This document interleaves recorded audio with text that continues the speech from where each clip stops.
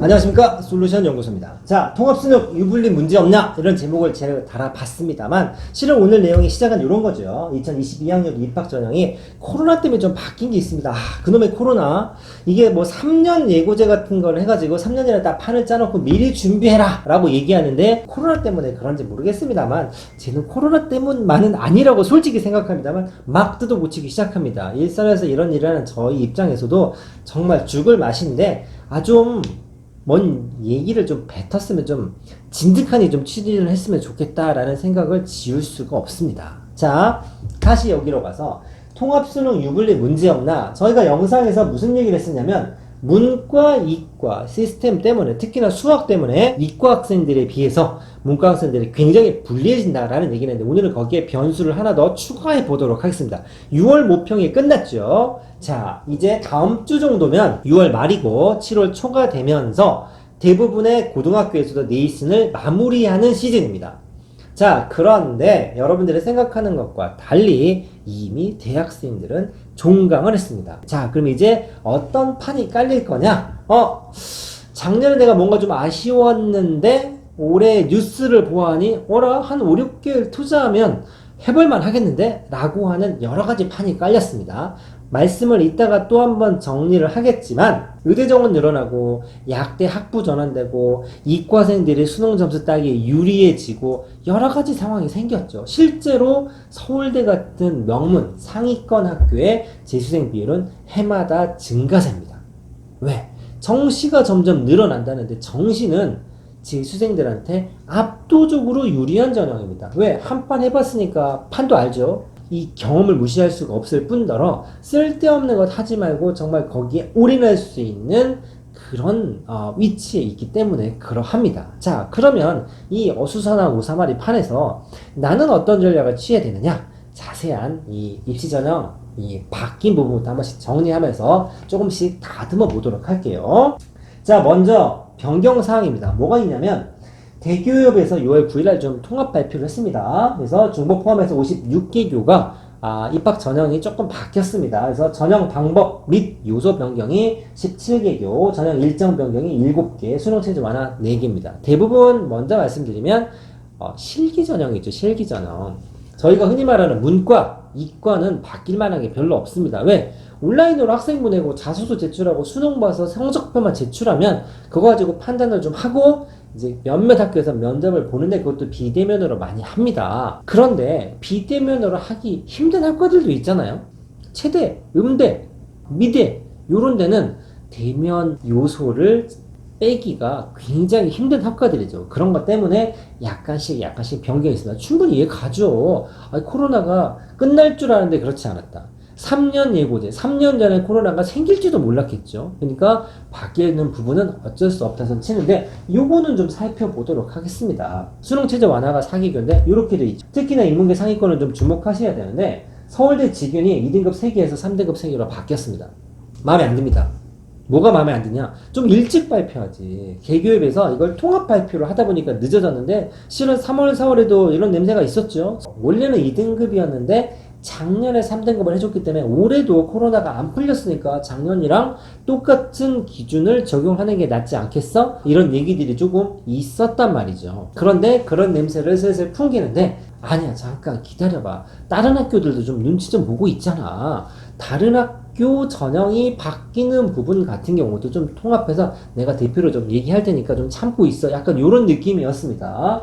어찌됐든 간에 3개에서 3등급 3개로 바뀌었는데, 이건 좀 타이밍에 문제가 있습니다. 왜냐면 2월이나 3월에 했다고 치면 뭐가 문제냐, 서울대 직윤 최저 기준이 굉장히 높죠. 그 중에 핵심은 뭐냐면 이과생들이 2과목을 해야 된다는 겁니다. 실은 알만한 사람은 다 알겠지만 대부분의 학교에서 물화지생 2과목은 ABC 선택형으로 하기도 하고, 실제로 물리2라고 개설을 했지만 물리2 내용을 다 배우진 않죠. 하지만 수능에 나오는 물리2는 물리2의 전범위를 다루는 심한 내용이 들어가 있기 때문에 미리 준비하지만 등급 따기가 굉장히 힘든 과목 중에 하나고, 서울대를 지망하지 않은 학생들은 선택을 하는 것 자체가 무리수죠. 너 과탐 뭐야? 나 생원이랑 G2야. G2? 너 혹시 서울대? 이런 느낌이란 말이죠. 그런데 6월 달에 발표를 하면 이미 판 다 짜놓고 수능에서 볼 과목도 이미 정해놓은 상태이기 때문에 조금 아쉬운 부분이 좀 있습니다. 그리고 서강대 같은 경우도 삼합 6에서 3개 영역 3등급, 그 다음에 중앙대가 문과는 삼합 6에서 7로 한 등급을 좀 낮춰놨고 자연계는 과탐 항목을 빼놨습니다. 원래 2과목이었는데 한 과목만 봐도 인정해 주겠어 라는 식으로 낮추어 놨죠. 요거는 좀 높은 학교죠. 상위권 학교입니다. 스카이, 서성한, 중경예시 1, 2, 3 그룹의 학교들이지만 그래도 이 학교를 쓰는 친구들한테 중요한 정보이기 때문에 꼭 챙기셔야 하고, 전형 일정은 이렇게 바뀌었습니다. 연대 국제형에서 현장 비대면 녹화에서 동영상 면접으로 바뀌었다라고 얘기하는데, 현장 비대면은 뭐냐면 일단 학교를 갑니다. 1번 강의실에 학생이 있고 2번 강의실에 면접관이 있는 상태에서 서로 모니터를 보고 실시간으로 대화를 하면서 면접을 보는 방식이죠. 그거를 야, 학교 오지 마, 집에서 라는 식으로 바뀌었다는 얘기입니다. 그리고 아까 말씀드렸지만 실기고사를 치는 학교의 전형 같은 경우는 어느 정도 변경이나 수정사항이 불가피한 부분이 있지 않았을까? 요거는 모두가 딴지가기 힘들죠. 당사자들은 속을 한마디씩 할 수는 있겠죠. 이랬다 저랬다 라고 하겠지만 어느 정도 이해가 가는 부분입니다. 여기까지 해서 전형, 그 다음에 수능 최저 바뀐 부분을 정리를 했는데, 요거만 문제냐, 1학기 끝나가는 이제 바뀌느냐, 요거 대기업에서 좀 잘 뻔했다는 목소리가 좀 있습니다. 3개월 전 이제 학교 다 정해놨는데 기말고사 끝나자마자 자소서 쓸 거고 어느 학교 쓸 건데 대충 머릿속에 그려놨는데 이제서야 이 얘기를 하게 되면 전체적으로 전략을 수정해야 되는 학생들이 생길 수 있지요. 서울대 미리 좀 언제 있었는데도 불구하고 좀 발표를 했으면 어떨까라는 생각을 좀 합니다. 자, 그러면 코로나로 뭔가 바뀐 건 이해된다. 과연 올해 수능 통합형 수능이라고 되는데, 실은 이 통합형 수능이 우리의 목소리가 굉장히 높았죠. 제 생각에는 오히려 코로나 때문에 말이 많고 난리가 나서 학교를 가고 안 가고 막 격리하고 막 이런 것 때문에 묻힌 감이 있지만 이거 굉장히 중요한 문제 중에 하나였습니다. 뭐가 문제냐면 인문계 상위권 같은 경우는 정말 수능 최저의 초비상에 걸렸고 역대급 재수생 비율을 자랑합니다. 자, 그 전까지 3, 4월은 그냥 문과, 이과 유불리만 따졌었는데 드디어 6월이 끝났더니 제야 고수들이 등장을 하는 거죠. 자, 정시가 확대됐습니다. 정시 전형은 열심히 하면 누구나 점수를 잘 받을 수 있을 것 같은 객관적인 시험이라고는 하지만 고3 현역에 비해서 재수생이 압도적으로 유리한 전형입니다. 첫 번째, 한번 해봤잖아요. 경험이 있단 말이죠. 어떻게 얼마만큼 공부를 해야 어느 정도 등급이 나오는지 경험을 하고 있다는 거는 그만큼 유리한 거죠. 두 번째 뭐냐면 학교 안 다니잖아요. 학교 안 다니니까 그냥 지 하고 싶은 공부만 하면 됩니다. 여전히 고3 학생들은 뭘 해야 돼? 한 번도 안 써본 자소서를 준비해야 되고 내가 잘 못하고 시간 낭비라고 생각하는 학생들이 있은 은미체 같은 경우도 공부를 해야 하며 학교 수행도 해야 되고 대회도 나가야 되고 굉장히 번거롭습니다. 즉 환경적으로 현실적으로 재수생들이 정시 준비하기에는 유리하죠. 배수진 찍고 공부하니까. 이과가 유리한 수능 시스템입니다. 그 다음에 의대 확대, 약부, 약대가 학부로 전환됐죠. 요즘에 취업도 안 되는데 내가 어설프게 안 좋은 공대를 나오느니 5, 6개월 투자해서 올해 정시 점수 따기 좋다는데 한 판 더 해보자. 그래서 의대 약대를 한번 노려볼까라는 재수생들이 분명히 생길 수 있을 거라고 예측을 했는데 그게 현실화가 되고 있습니다. 자, 무슨 얘기냐면 이런 겁니다. 여러분들 이름 되면 대충 아시죠? 강남대성, 종로학원, 메가스터디, 강남 하이퍼 이런 학원들이 있습니다. 자, 강남대성 같은 경우는 전년 대비 작년에 비해서 6월 모평 끝나자마자 저 한 판 더 할게요 라고 6월 모평 이후에 반수생만을 모았는데 1.4배 정도 문의가 와서 등록을 했다고 합니다. 심지어 종로학원 작년에 2배, 메가스터디 3배가 넘습니다. 강남 하이퍼 학원 2배, 전체적으로 약 1.8배, 2배 가까운 정도. 그만큼 작년에 비해서 올해 재수생들, 대학교 다니다가 1학기 마치고 수능 공부를 다시 해보겠다고 하는 친구들이 재미삼아 오겠습니까? 그래도 뭔가 목표가 있고 한가닥 했던 선배들이 더 많습니다. 그렇기 때문에 재수생 비율이 늘어나고 경쟁자가 늘어난다는 건 절대 좌시할 수 있는 데이터가 아니죠. 심지어는 잘 보시면 서울대입니다. 서울대에서 차지하는 N수생 비율이죠. 즉 현역대 재수생이나 N수생 비율인데, 실은 서울대 같은 경우는 우리나라를 대표하는 국립대이면서 탑티어 넘버원 학교죠. 그런데 일반고와 특목고 여러분들 아시죠? 일반고 특목고 비율은 매년 비율이 좀 일정하게 유지되는 맛이 있어요. 그러니까 특목고 비율 같은 경우는 학교에서 물론 짜고 치는 고춧가루라는 표현은 좀 그렇습니다만 적당히 비율을 조절할 수 있는 여지가 조금씩은 있죠. 평가하는 방식에서 한 학기에 몰빵을 하긴 좀 어려운 부분들이 있을 거라고 생각합니다. 그러다 보니까 자연스럽게 한 55% 선에서 일반고 비율이 유지가 되는 데이터가 나옵니다. 반면에 정시는 점수 매겨서 수능 잘 본 애들은 무조건 뽑아야 되죠. 대학교에 권한이 없고 선택권이 없고 뭔가 없어요. 하나도. 그냥 성적 오픈해서 그대로 학생을 선발만 하면 되는 거죠. 그렇죠? 그러다 보는데 특징이 뭐냐면 2017학년부터 7, 8, 9, 10, 11 최근 5년 동안 정시에서 N수생의 비율이 점점 늘어나서 작년과 재작년은 무려 60% 가까이가 됐습니다. 그 뜸은 정시쯤 막 20%, 30%밖에, 여기 20%밖에 안 뽑았어요. 정시 비율, 전체 인원의 20%만 정시를 뽑았는데 올해, 내년에 40% 정도 뽑죠. 정시 인원이 그만큼 늘어났습니다.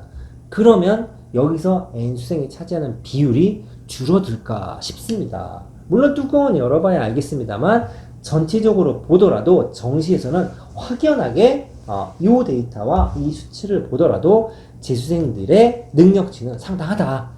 숨은 지하 고수들이 많이 대거 재도전을 하고 있다라는 얘기입니다.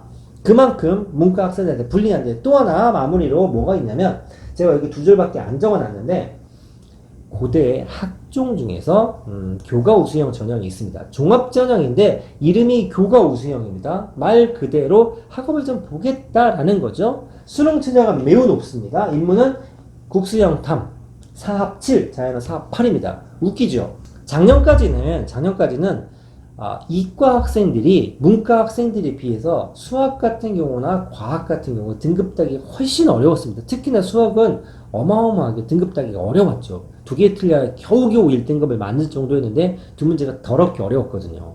그랬기 때문에 자연계, 니네 어려운 거 알아. 수능 되게 까다롭고 수학 등급 맞지 어렵지. 그러니까 한 등급 정도 내가 봐줄게. 문과 니네는 이과보다 좀 쉽잖아. 조금 빡빡하게 할게 이랬는데 올해는 상황이 바뀌었죠.